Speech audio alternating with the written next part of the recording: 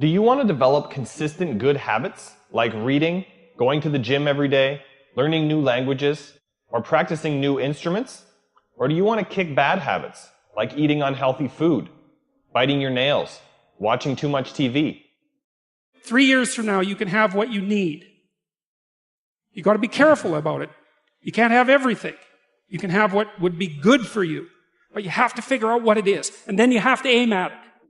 We know that sometimes you can be uncomfortable, but you can be uncomfortable and hopeful rather than uncomfortable and fearful. People go through their lives without knowing what it is they want to do. You don't have to be where you think you want to be in order to be happy. You just got to be on the way to where you want to be in order to be happy. You are going to get what you're looking for.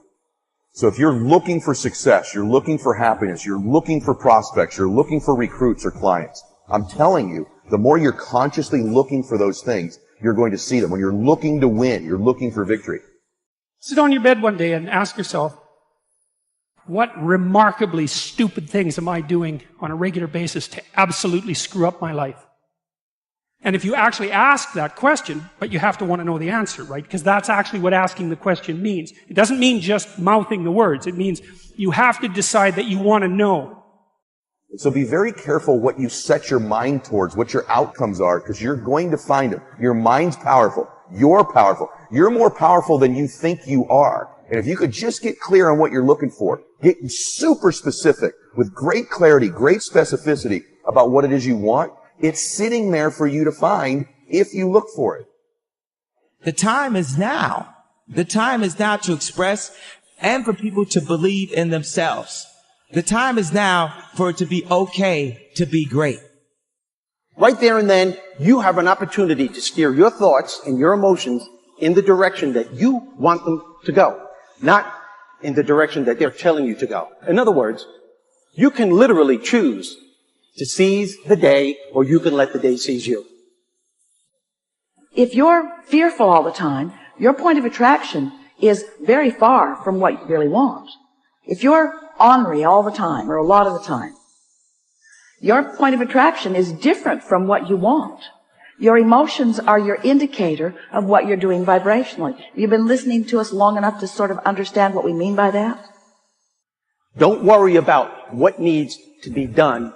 Think about who you have to be in order to get it done. Did you ever have a dream that was so big that you thought it was almost impossible to achieve? I've had those dreams.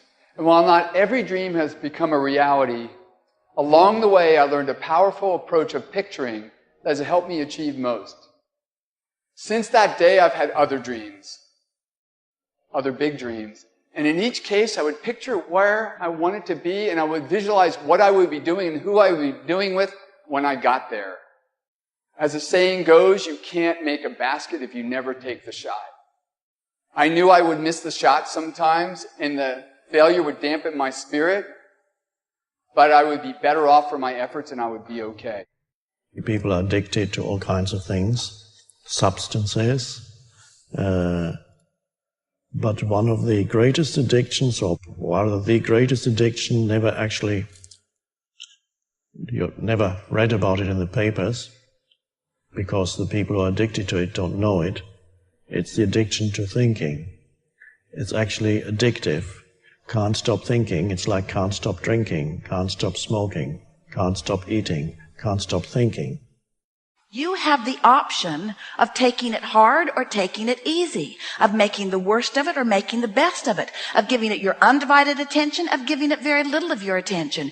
You have more control over your focus than most of you have been exercising. And when you begin caring about how you feel more than everything else put together, so that you exercise your ability to focus upon things that do feel good, you begin to discover that in every particle of the universe there is that which is wanted and lack of it. My visualization has helped me achieve most of my goals. And what I learned along the way is it didn't take twice as much effort. It only took an extra 10%.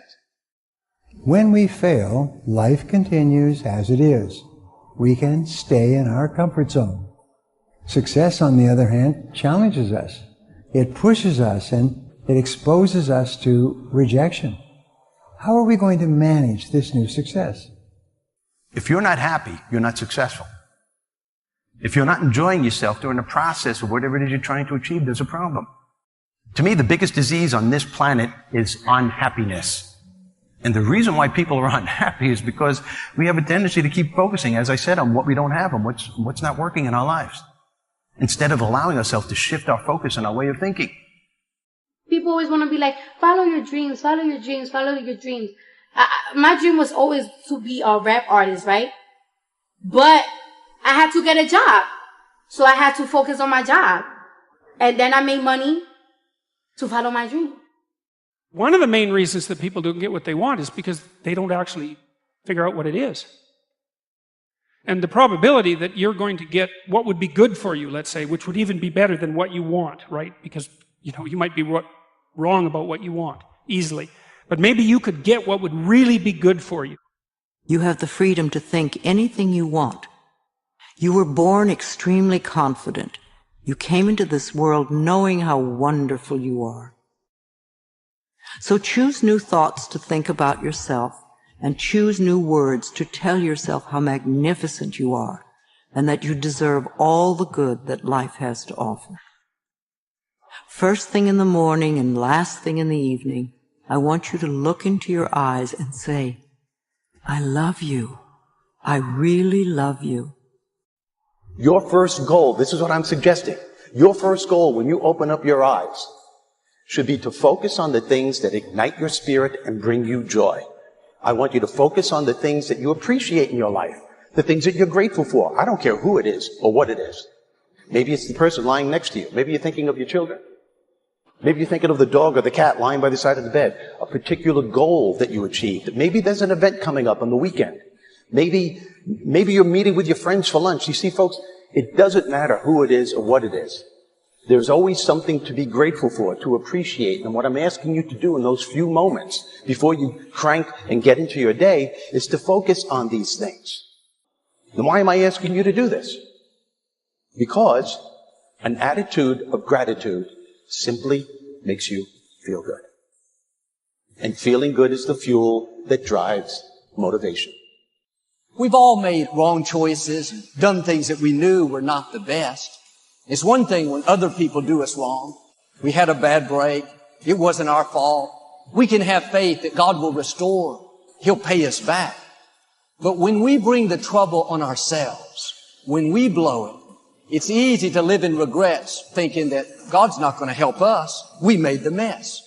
But here's the beauty. God knew you would mess up before He called you. He knew we would get off course, at times give in to temptation. He didn't base His plan for your life on you making perfect decisions. Through success, I represent the possibility of what you can achieve and what you can do with your life and your career. Other people's success represents the possibility of what you can do. Those are the records that you can sell.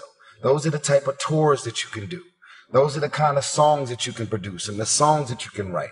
Those are the millions of dollars that you can get, or billions. Those are the type of architectural drawings and buildings that you can build. Those are the type of books that you can sell. Everybody else's success represents the possibility of what you could do.